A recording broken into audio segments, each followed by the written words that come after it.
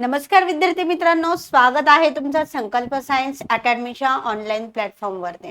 आज आपण अतिशय महत्त्वाचा लेसन बघणार आहे 10th स्टँडर्डचा ग्रॅव्हिटेशन. चला तर आपण सुरुवात करूया ग्रॅव्हिटेशन या लेसन्सला. इथे तुम्हाला एक क्वेश्चन्स विचारलेला आहे बघा. What are the effects of the force acting on an object? म्हणजे एखादा फोर्स जर आपण एखाद्या ऑब्जेक्टवर अप्लाय केला तर त्याचा काय इफेक्ट होणार आहे सांगा बरं. तुम्हाला जर याचे आन्सर माहित असेल तर तुम्ही कमेंट बॉक्समध्ये कमेंट करू शकता. जर आपण एखाद्या वस्तूवर एखादा फोर्स अप्लाय करतो तर काय होतं? जेव्हा आपण एखाद्या ऑब्जेक्टवर एक फोर्स अप्लाय करतो त्यावेळेस तो ऑब्जेक्ट मोशन मध्ये येतो किंवा तो ऑब्जेक्ट ऑलरेडी मोशन मध्ये असेल तर तो रेस्ट पोझिशनवर येतो. आणि जर आपण त्यावर फोर्स अप्लाय केला तर त्याची साईज चेंज होते. तुम्हाला तर हे माहीतच आहे. हे आपण लास्ट इयर शिकलेलो आहोत. इंट्रोडक्शन बघतोय म्हणून आपण टाइप्स ऑफ फोर्सेस यामधून बघतोय. बघा, force can set an object in the motion. आपण जर एखाद्या ऑब्जेक्टवर फोर्स अप्लाय केला तर तो मोशन मध्ये येतो. आणि जर तो ऑब्जेक्ट जर मोशन मध्ये असेल तर तो रेस्ट पोझिशनला येतो. Change the speed of the body. त्यांची स्पीड चेंज होते. चेंज द डायरेक्शन चेंज होतं. जसं आपण सायकल चालवताना जेव्हा आपण फोर्स अप्लाय करतो, आपण त्या ब्रेक दाबतो तेव्हा त्या सायकलची डायरेक्शन, तेव्हा ती सायकल स्टॉप होते. आणि आपल्याला जर डायरेक्शन चेंज करायचं असेल तर आपण त्यावर फोर्स अप्लाय करतो. The force can change the speed as well as the direction of the motion. म्हणजे एखादा ऑब्जेक्टची स्पीड, जसं व्हेकल्स, त्याची मोशन पण चेंज होते आणि डायरेक्शन पण चेंज होते. Shape and size. Shape change होतो आणि साईज चेंज होते. तेव्हा तर त्या ऑब्जेक्टवर समजतं की फोर्स अप्लाय केलेला आहे. What types of the forces are you familiar with? कोणते फोर्सेस आहेत हे? तुम्हाला हे लास्ट इयर झालेले आहेत. Force and types of force. यामध्ये फर्स्ट फोर्स आहे मस्क्युलर फोर्स. तुम्हाला तर माहीतच आहे मस्क्युलर फोर्स म्हणजे काय. The force apply with the muscles is called as the muscular force. म्हणजे जो फोर्स अप्लाय केला जातो मसल्सने त्याला आपण मस्क्युलर फोर्स असे म्हणतो. मॅग्नेटिक फोर्स म्हणजे काय? जो मॅग्नेटनी अप्लाय केला जातो त्यांना आपण मॅग्नेटिक फोर्स असे म्हणतो. इलेक्ट्रोस्टॅटिक फोर्स म्हणजे काय? तुम्ही ही ऍक्टिव्हिटी केलेली असेल बघा. तुम्ही काय करता, पेन तुमच्या हेडला रब करता आणि पेपर पेसेसच्या जवळ नेता, तेव्हा काय होतं, ते पेपर पेसेस काय होतात, त्या पेन्सला अट्रॅक्ट होतात. त्यांच्यामध्ये जो अट्रॅक्शन आहे तो म्हणजे इलेक्ट्रोस्टॅटिक फोर्स. इलेक्ट्रोमॅग्नेटिक फोर्स म्हणजे काय? जे मोटार्स मध्ये, फॅन्स मध्ये, जनरेटर्स मध्ये यूज केले जातं त्यांना आपण इलेक्ट्रोमॅग्नेटिक फोर्स असे म्हणतो. फ्रिक्शनल फोर्स म्हणजे काय? आपण जे चलतोय अर्थवर ते फ्रिक्शनल फोर्समुळे. एखादा बॉल जो आहे तो मोशन मध्ये असतो आणि काही वेळानंतर तो स्टॉप होतो. कोणत्या फोर्समुळे? फ्रिक्शन फोर्समुळे. ग्रॅव्हिटेशन या लेसन्सला आपण तर सुरुवात केलेलीच आहे. ग्रॅव्हिटेशन फोर्स म्हणजे काय? अर्थ मध्ये आणि एखाद्या ऑब्जेक्ट मध्ये अर्थ त्या ऑब्जेक्टला स्वतःकडे खेचते, त्या फोर्सला ग्रॅव्हिटेशनल फोर्स असे म्हणतो. अर्थ अट्रॅक्टेड टुवर्ड्स इटसेल्फ. त्या ऑब्जेक्टला स्वतःकडे खेचते त्या फोर्सला आपण ग्रॅव्हिटेशन फोर्स असे म्हणतो. इथे तुम्हाला नेक्स्ट क्वेश्चन इथे दिलेला आहे. What do you know about the gravitational force? तुम्हाला माहित आहे का ग्रॅव्हिटेशनल फोर्स म्हणजे काय? The gravitational force is the universal force. It's acts between the two object. Gravitational force म्हणजे काय? की दोन ऑब्जेक्ट मधलं जे अट्रॅक्शन फोर्स आहे त्याला आपण ग्रॅव्हिटेशन असे म्हणतो. फक्त दोन ऑब्जेक्ट मधलं आहे का, तर नाही. तर अर्थ मधले आणि एखाद्या ऑब्जेक्ट मध्ये जे दोघांमध्ये जे फोर्स आहे, म्हणजे अर्थ स्वतःकडे ते ऑब्जेक्ट खेचते, त्या फोर्सला ग्रॅव्हिटेशनल फोर्स असे म्हणतो. म्हणजे अर्थवर असणाऱ्या प्रत्येक ऑब्जेक्टवर ग्रॅव्हिटेशनल फोर्स आहे. मी जे इथं उभा आहे ते कोणत्या फोर्समुळे, ग्रॅव्हिटेशनल फोर्समुळे. म्हणजे अर्थवरच्या प्रत्येक ऑब्जेक्टवर ग्रॅव्हिटेशनल फोर्स आहे. ग्रॅव्हिटेशनल फोर्स म्हणजे काय, the earth attracted towards itself. म्हणजे अर्थ स्वतःकडे जी वस्तू खेचते त्याला आपण ग्रॅव्हिटेशनल फोर्स असे म्हणतो.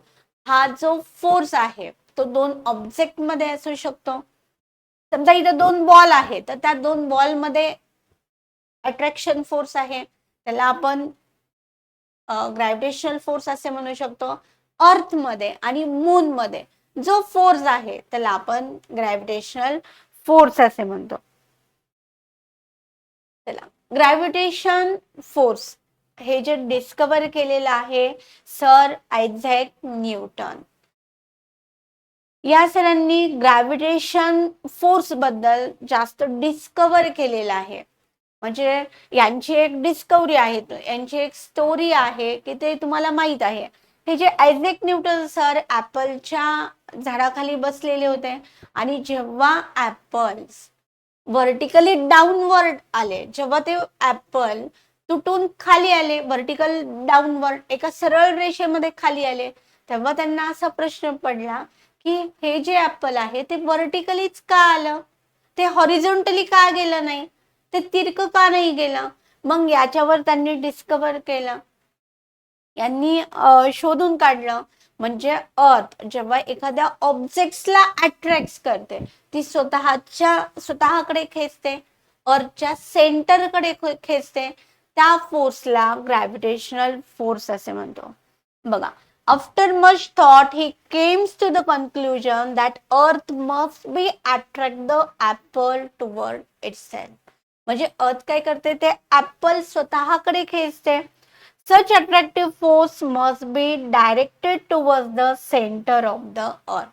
म्हणजे ते ऍपल कोणत्या दिशेने येईल, अर्थच्या सेंटरकडे खेचला जाईल.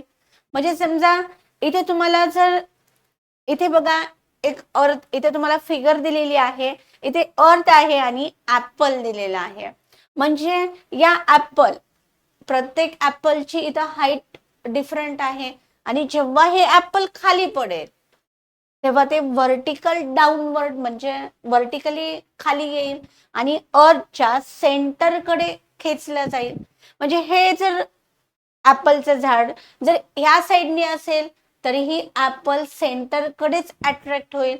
म्हणजे जसं वेगवेगळ्या हाईटवर जे ऍपल आहे ते वेगवेगळ्या हाईटवर ग्रॅव्हिटेशनल फोर्स जर सेम असेल तर, म्हणजे जास्त हाईटवरचा जो मून आहे तर मून आणि अर्थ मध्ये जो फोर्स आहे तोही सेम असेल, ग्रॅव्हिटेशनल फोर्स असेल. मून मध्ये आणि अर्थ मध्ये ग्रॅव्हिटेशनल फोर्स म्हणजे ग्रॅव्हिटेशनल फोर्स असेल. त्यांनी इथं काय केलं की डिस्कवर केलं. बघा, Newton's thought that if the force of gravitational acts an apples on the tree at the different height from the surface of the earth can attract it and the object at even greater height much further away from the earth. म्हणजे अर्थ पासून असणारे जे दूर जे planets आहेत त्यांच्यामध्ये आणि अर्थ मध्ये काय असणार आहे, ग्रॅव्हिटेशनल फोर्स असणार आहे. म्हणजे ग्रॅव्हिटेशनल फोर्स म्हणजे काय, अर्थ एखाद्या ऑब्जेक्टला स्वतःकडे सेंटरकडे खेचते, अर्थच्या सेंटरकडे खेचते, त्यांना आपण ग्रॅव्हिटेशनल फोर्स असे म्हणतो. इथे काही क्वेश्चन दिलेले आहेत बघा. What are the Newton's law of motion. Isaac Newton या सरांनी लॉज ऑफ मोशन, तुम्हाला न्यूटन्स लॉ माहित असतील, मोशनचे Newton's law of motion, Newton first law, Newton second law आणि न्यूटन थर्ड लॉ. इथे तुम्हाला न्यूटन्स फर्स्ट लॉ दिलेला आहे. न्यूटन फर्स्ट लॉ काय सांगत आहे की एखादा जर ऑब्जेक्ट रेस्ट पोझिशन मध्ये असेल किंवा तो मोशन ऑब्जेक्ट मध्ये असेल किंवा मोशन मध्ये असेल, जोपर्यंत आपण त्यावर एक्सटर्नल अनबॅलन्स फोर्स अप्लाय करत नाही तोपर्यंत तो ऑब्जेक्ट स्टॉप होत नाही किंवा मोशन मध्ये येत नाही. त्याला आपण न्यूटन फर्स्ट लॉ असे म्हणतो. म्हणजे न्यूटन फर्स्ट लॉ म्हणजे काय? इनर्शिया. समजा एखादा ऑब्जेक्ट आहे, तुमच्या घरातला टेबल आहे, तर टेबल तो मूव्ह होईल का? तर नाही. जोपर्यंत तुम्ही एक्सटर्नल फोर्स अप्लाय करणार नाही तोपर्यंत त्या टेबलची जागा चेंज होणार नाही. यालाच तर आपण न्यूटन फर्स्ट लॉ असे म्हणतोय. कारण की एखाद्या ऑब्जेक्टवर जोपर्यंत आपण एक्सटर्नल फोर्स अप्लाय करत नाही तोपर्यंत तो ऑब्जेक्ट त्याची जागा सोडणार नाही. याला आपण न्यूटन फर्स्ट लॉ असे म्हणतो. म्हणजे इनर्शिया. इनर्शिया म्हणजे काय की एखादी वस्तू ज्या पोझिशन मध्ये असेल तर त्या पोझिशन मध्येच तिला राहायला आवडेल, ती त्या मोशन्सला रेजिस्ट करेल.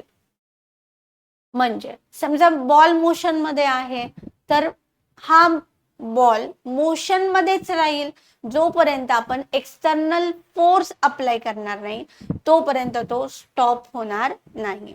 तुमच्या घरातला फॅन असेल बघा, फॅन मोशन मध्ये आहे, तुमचा फॅन चालू आहे, जोपर्यंत आपण एक्सटर्नल फोर्स अप्लाय करणार नाही तोपर्यंत तो फॅन बंद होणार नाही. यालाच न्यूटन फर्स्ट लॉ असं म्हणतोय. बघा, न्यूटन फर्स्ट लॉ म्हणजे इनर्शिया. इनर्शिया म्हणजे काय? एखादा ऑब्जेक्ट जर रेस्ट पोझिशन मध्ये असेल तर तो रेस्ट पोझिशन मध्येच राहील जोपर्यंत आपण एक्सटर्नल फोर्स अप्लाय करणार नाही. आणि एखादा ऑब्जेक्ट जर मोशन मध्ये असेल तर तो मोशन मध्येच राहील त्यावर जोपर्यंत आपण एक्सटर्नल फोर्स अप्लाय करणार नाही तोपर्यंत तो स्टेडी पोझिशन मध्ये येणार नाही. यालाच आपण न्यूटन फर्स्ट लॉ असे म्हणतोय. आता बघूया Newton second law of motion. आता सेकंड लॉ जे आहे ते मोमेंटम वर डिपेंड आहे. म्हणजे इथे तुम्हाला न्यूटन सेकंड लॉ काय सांगितलेला आहे? The rate of change of momentum is directly proportional to the change of the momentum occurs in the direction of the force. किंवा तुम्ही indirectly force is directly proportional to the MA mass into acceleration असंही म्हणू शकता. म्हणजे momentum वर depend आहे. आता momentum म्हणजे काय हे तुम्ही लास्ट इयर 9th ला शिकलेला आहे. मोमेंटम म्हणजे काय? The product of mass into velocity. Mass आणि वेलोसिटीचे प्रोडक्ट म्हणजे काय आहे? मोमेंटम आहे. म्हणजे force is directly proportional to the mass into velocity. जर एखाद्या ऑब्जेक्टचं मास जर ग्रेटर असेल तर ग्रेटर फोर्स अप्लाय करावे लागेल आणि एखाद्या ऑब्जेक्टचा मास जर स्मॉल असेल तर आपल्याला लेस फोर्स अप्लाय करावा लागेल. यालाच आपण न्यूटन सेकंड लॉ असे म्हणतो. हे समजलंय तुम्हाला? न्यूटन सेकंड लॉ म्हणजे काय? मोमेंटमचा. समजतंय? मोमेंटम. आता न्यूटन थर्ड लॉस बघूया. हे तुम्हाला फक्त इंट्रोडक्शन ग्रॅव्हिटेशन या लेसन बद्दल चालू आहे. म्हणजे हे लास्ट इयर तुम्हाला झालेलं आहे. Newton first law, Newton second law आणि Newton third law. Newton third law तुम्हाला प्रत्येकाला चांगल्या प्रकारे माहित आहे. Every action of force has equal and opposite reaction force which acts the simultaneously.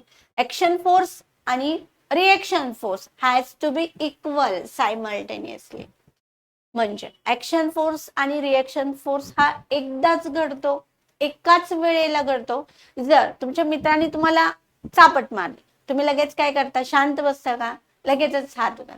म्हणजे ऍक्शन वर लगेच रिएक्शन देत आहे. याला तुम्ही काय म्हणताय? Newton third law.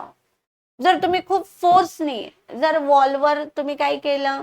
मारलं तुमच्या हाताने, तर तेवढ्याच फोर्सने तुम्हाला वॉल लागणार आहे. जर समजा दोन व्हेकल्स असतील आणि सेम स्पीडनी असेल आणि त्यांचं जर कोलिजन झालं, तर म्हणजे जेवढी ऍक्शन होणार आहे, म्हणजे जेवढ्या स्पीडनी त्या कोलाइड होणार आहे, तर तेवढ्याच फोर्स त्यांचा रिएक्शन फोर्स असणार आहे. जे न्यूटन्स थर्ड लॉ मधलं बेस्ट एक्झाम्पल म्हणजे रॉकेटचं. रॉकेटमध्ये जेवढा आपण फोर्स अप्लाय करतो तेवढ्या फोर्सनी ते रॉकेट वर जातं. Newton's third law of action. तुम्हाला न्यूटन्स थर्ड लॉ बद्दल माहित आहे. Action and reaction force has to be equal and opposite direction. यालाच आपण न्यूटन्स थर्ड लॉ असे म्हणतो. इथं आपण बेसिक ग्रॅव्हिटेशन या लेसन बद्दल बघितलेलं आहे. Types of forces, muscular force, magnetic force, electromagnetic force, electrostatic force आणि ग्रॅव्हिटेशन. ग्रॅव्हिटेशन म्हणजे काय? अर्थ एखाद्या ऑब्जेक्टवर स्वतःला कडे खेचते, त्या फोर्सला आपण ग्रॅव्हिटेशनल फोर्स असे म्हणतो. म्हणजे पृथ्वीवरच्या प्रत्येक ऑब्जेक्टवर ग्रॅव्हिटेशन फोर्स आहे. आणि सर आयझॅक न्यूटन यांनी ग्रॅव्हिटेशन फोर्स हा डिस्कवर केलेला आहे. आणि आयझॅक न्यूटन सरांनी जे लॉज ऑफ मोशन आहे, न्यूटन्स लॉज ऑफ मोशन, आपण त्याबद्दल इन्फॉर्मेशन घेतली. न्यूटन फर्स्ट लॉ जो इनर्शियाचा आहे. Newton second law, force is directly proportional to the M. जर मास ग्रेटर असेल तर फोर्स ग्रेटर असेल, जर मास लेस असेल तर फोर्स हा लेस असेल. Newton second law. आणि Newton third law, action and reaction force has to be equal and opposite direction. हे न्यूटन्स थर्ड लॉ आपण आतापर्यंत बघितला. यानंतरचा नेक्स्ट पार्ट आपण उद्याच्या लेक्चर मध्ये बघूया. तोपर्यंत stay happy, stay learning with संकल्प सायन्स अकॅडमी.